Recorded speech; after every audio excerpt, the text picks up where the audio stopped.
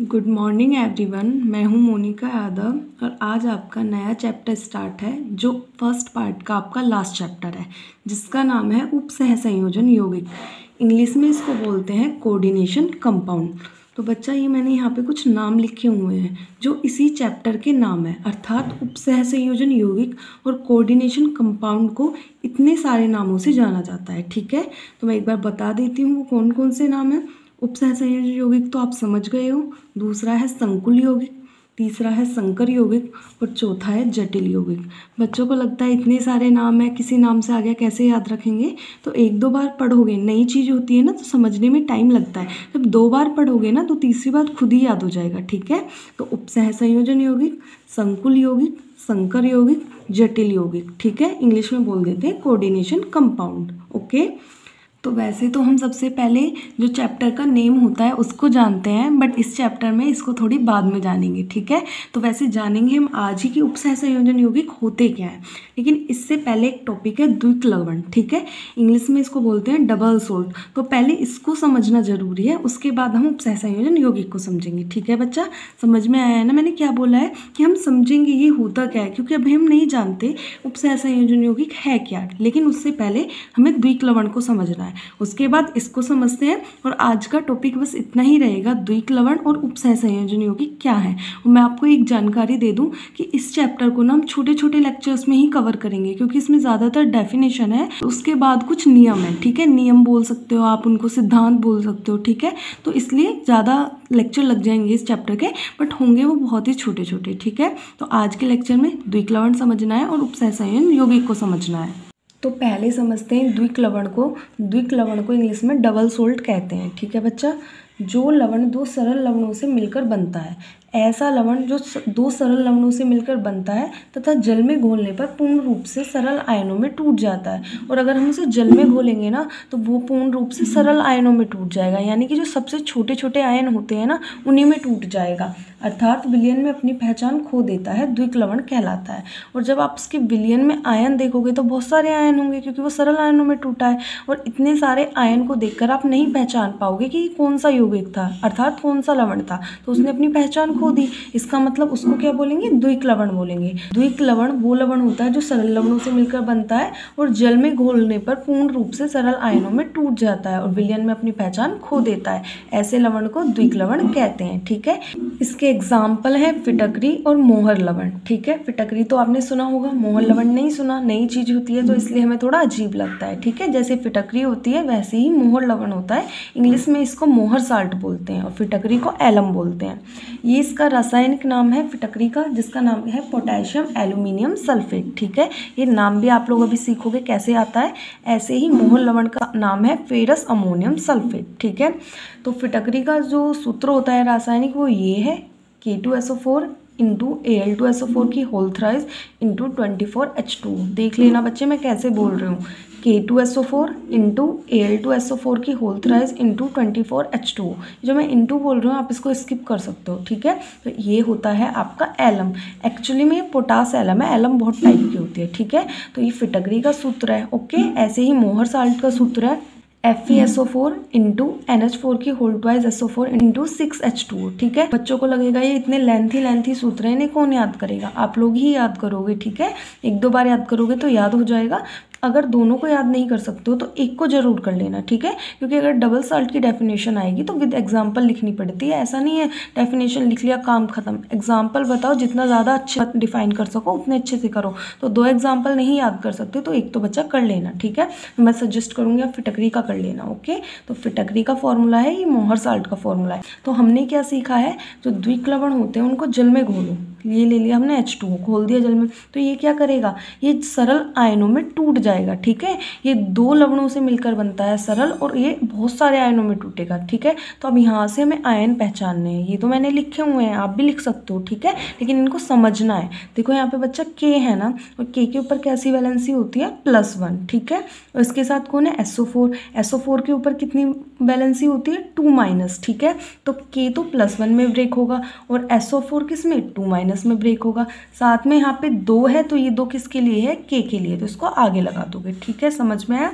के ऊपर +2 मत कर देना, क्योंकि के की वैलेंसी +1 होती है। जो भी करना है बैलेंस वगैरह के लिए वो आगे करोगे। ठीक है, तो के +1 में ब्रेक होता है और SO4 2- में। ठीक है, अब यहाँ पर Al है, Al की वैलेंसी कितनी है, 3+। ठीक है, तो Al 2+ भी होता है, 3+ भी होता है। अब बच्चों के माइंड में मैम हमें कैसे पता चलेगा कि 3+ है या 2+ है, वो यहाँ से पता चलेगा। ठीक है बच्चा, अगर यहाँ पे 2 होता ना तो आपका मतलब Al 2+ में था, और यहाँ पे अगर 3 है तो मतलब Al 3+ है। ठीक है, तो ये Al है, इसकी वैलेंसी कितनी लगाओगे, 3+। 2 के लिए यहाँ पे बैलेंस करोगे, SO4 की कितनी होती है, 2- होती है। ठीक है, तो बैलेंस करने के लिए आपको 3 लगाना पड़ेगा, क्योंकि Al 2 थी तो यहाँ 2 लगाओगे।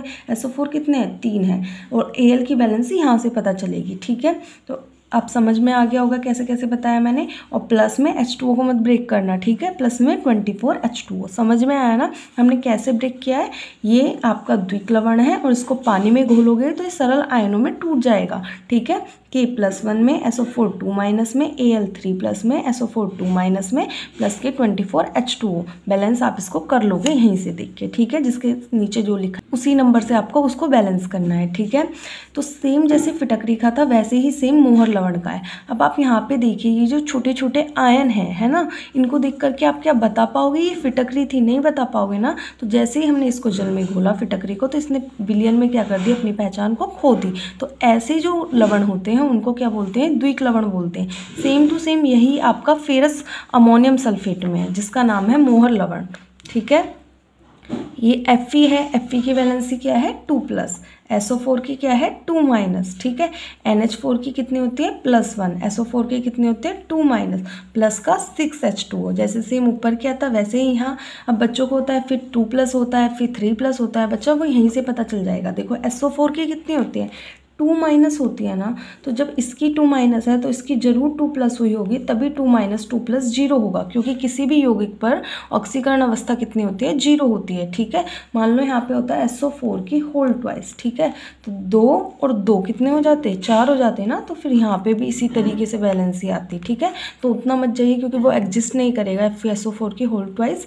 तो आपको बस ध्यान से समझना है, ये 2- है तो इसका मतलब ये 2+ था, 3+ का यहाँ कोई रूल नहीं है। ठीक है, तो Fe 2+, SO4 2-, NH4 होता है ना, NH4 की वैलेंसी +1 होती है। अब देखो +1 है ना, तो यहाँ पे 2 है तो 2 आपको आगे लगाना पड़ेगा। ठीक है, और SO4 की कितनी होती है, 2-। एक्चुअली में ये 2 इसीलिए आता है क्योंकि इसकी वैलेंसी 2- होती है और इसकी +1 होती है, तो 2- और +1 थोड़ी 0 होगा, इसको भी तो +2 होना पड़ेगा, तो इसलिए 2 से कर देते हैं। तो 2 × 1 = 2, ये +2 और ये -2, तो 0 हो गया ना। ऐसे ही प्लस का 6 H2O, तो ये है फेरस अमोनियम सल्फेट। तो आपने 2 चीज़ों को समझ लिया, फिटकरी को और फेरस अमोनियम सल्फेट यानी मोहर लवण को। तो मैं एक बार आपको नाम बता देती हूँ, ये जो रासायनिक नाम है इसको कैसे बोलोगे। देखो ये क्या है, पोटेशियम है ना, और ये क्या है, एल्यूमिनियम है। एक्चुअली में ये पोटेशियम सल्फेट है और ये एल्यूमिनियम सल्फेट है, बट इनको एक साथ एडिशनल फॉर्म करके बोलेंगे। ठीक है, तो पहले बोलेंगे पोटेशियम, फिर बोलेंगे एल्यूमिनियम, उसके बाद एक साथ बोल देंगे सल्फेट, क्योंकि ये भी सल्फेट ये भी सल्फेट। ठीक है, तो इस तरीके से इसका रासायनिक नाम लेते हैं। दोबारा बता देती हूँ, ये पोटेशियम ये एल्यूमिनियम दोनों के साथ सल्फेट है, बट आप कैसे बोलोगे, पहले पोटेशियम फिर एल्यूमिनियम और फिर दोनों को एक साथ सल्फेट, तो ये नाम हो जाएगा आपका पोटेशियम एल्यूमिनियम सल्फेट। ऐसे ही मोहर लवण के लिए ये है फेरस और ये है ammonium, ferrous sulphate ammonium sulphate, collective form में कैसे बोल देंगे, ferrous ammonium sulphate. Okay, I hope आपको ये सारी चीज़ें क्लियर हुई होंगी कि द्विक लवण क्या है। मैं एक बार और बता देती हूँ, द्विक लवण वो लवण होते हैं जो 2 सरल लवणों से मिलकर बनते हैं और जल में घोलने पर अपनी पहचान खो देते हैं। और पहचान खोने का क्या कारण है कि वो सरल आयनों में टूट जाते हैं। जितने ज़्यादा छोटे आयन हो सकते हैं ना, उतने ज़्यादा छोटे आयनों में टूट जाते हैं, और फिर आप उन आयनों को देख के नहीं बता पाओगे कि ये फेरस अमोनियम सल्फेट था या फिटकरी थी या अदर कोई डबल साल्ट था। ठीक है, तो ये आपके द्विक लवण होते हैं। अब हम समझेंगे उपसहसंयोजन यौगिक, जो हमारा चैप्टर है वो एक्चुअली में क्या होते हैं। अब समझते हैं उप सहसंयोजन यौगिकों को कि कोऑर्डिनेशन कंपाउंड होते क्या हैं। ठीक है बच्चा, तो पहले मैं इससे पहले थोड़ा सा यौगिक के बारे में बता देती हूँ। आपने क्लास 11th में पढ़ा होगा कि यौगिक क्या होते हैं। आपने पढ़ा होगा 2 या 2 से अधिक तत्वों से मिलकर जो नया पदार्थ बनता है, जिनका अनुपात एक निश्चित अनुपात होता है। ठीक है, उसको क्या बोलते हैं, यौगिक। अर्थात 2 या 2 से अधिक तत्वों से एक निश्चित अनुपात में मिलकर बने नए पदार्थ को यौगिक कहते हैं। यौगिक बहुत तरीके के होते हैं, कार्बनिक, अकार्बनिक, है ना, आपने इस तरीके से पढ़े होंगे। लेकिन आपका टॉपिक आज का क्या है, उप सहसंयोजन यौगिक, तो इसको समझना है। ठीक है, तो वे यौगिक जो जलीय विलयन में सरल आयनों के साथ जटिल आयन भी देते हैं। बच्चा ये जो जटिल वर्ड होता है ना, इसका मतलब होता है हार्ड। ठीक है, डिफिकल्ट, कॉम्प्लेक्स, समझ गए। जटिल का मतलब कठिन। ठीक है, तो वे यौगिक जो जलीय विलयन में, जब आप उसे वो जल में घोलोगे तो वो सरल आयन तो देगा, लेकिन सरल आयन के साथ कैसे आयन देगा, जटिल आयन भी। जबकि द्विक्लवण कैसे आयन देता है, केवल और केवल सरल आयन देता है। ठीक है, उप सहसंयोजन यौगिक में क्या होता है, वो सरल आयन के साथ जटिल आयन भी देता है।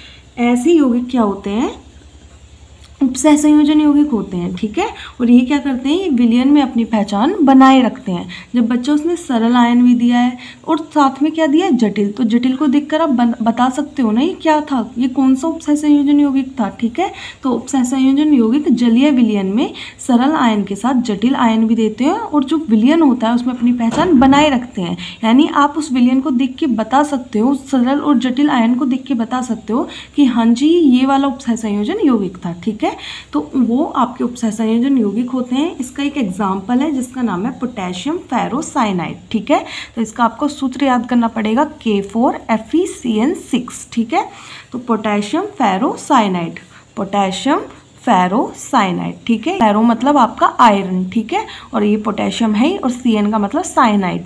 ये इसका IUPAC नेम नहीं है, ये इसका कॉमन नेम है। ठीक है, IUPAC नेम मैं आपको सिखाऊंगी। ओके बच्चा, तो ये रहा आपका K4FeCN6।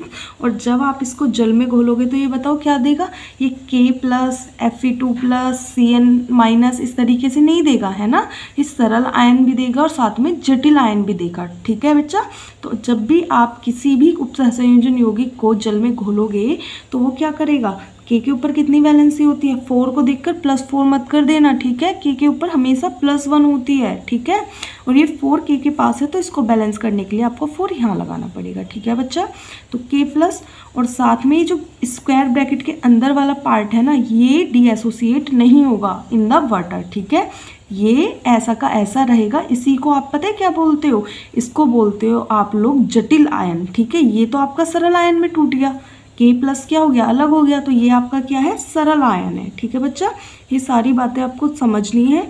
और ये वाला पार्ट इसको ब्रैकेट के अंदर ऐसे ही लिख दो, FeCN6। ठीक है, CN की होल 6, इसको बोलते हैं जटिल आयन। बट अभी ये गलत है, मैंने इसको थोड़ा सा खुद से जानबूझ के गलत लिखा है ताकि आपको मैं बहुत अच्छे से समझा पाऊँ। ठीक है बच्चा, देखो यहाँ पे क्या है, K+ है ना, और कितना 4+ है, तो ऑब्वियस सी बात है ये भी कितना होगा, 4- ही होगा। तभी तो मैंने कहा है +4 और -4 = 0। कोई भी आपका कैसा भी यौगिक हो, ठीक है, कैसा भी यौगिक हो, उसकी ऑक्सीकरण अवस्था उस यौगिक पर हमेशा 0 होती है। ध्यान से सुनना, मैं यौगिक की बात कर रही हूँ, ये कंप्लीट यौगिक है, ये भी यौगिक का हिस्सा है और ये सारा भी यौगिक का हिस्सा है। ठीक है, इस पूरे को यौगिक बोलते हैं। समझ में आया? तो इस यौगिक पर अगर आप बात करोगे, इसकी ऑक्सीकरण अवस्था कितनी होगी, 0 होगी, जिसमें आपका इस वाले पार्ट और इस वाले पार्ट की मिलाकर के होगी। तो अगर ये +1 है और इसके आगे कितना लग गया, 4 है, तो ये 4+ हो गया, इसका मतलब इसके ऊपर क्या रहेगी, 4- होगी। समझ में आया ना कैसे कैसे?